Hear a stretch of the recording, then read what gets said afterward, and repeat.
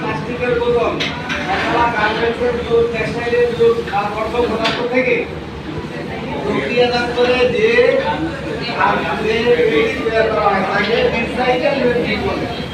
জিজ্ঞাসা করতে পারে আমরা যে ফেব্রিকটা দিয়ে গার্মেন্টস করে যেটা কি করি রিসাইকেল পলিস্টার, রিসাইকেল এটা কিসের থেকে তৈরি হয়েছে? প্লাস্টিকের বোতল থেকে তৈরি হয়েছে। কেমন? প্লাস্টিকের বোতল থেকে রিসাইকেল ফেব্রিক মিশাইয়া রাখা যাবে না কেন? একত্রে রাখা যাবে না কেন?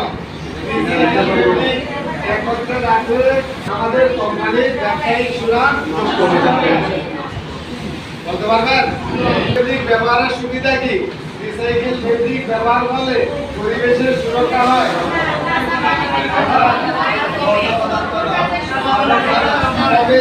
এবং দুই নম্বরে বলছিলাম যে কাঁচামালের ব্যবহার কমে যায়। 3 নম্বরে বলছিলাম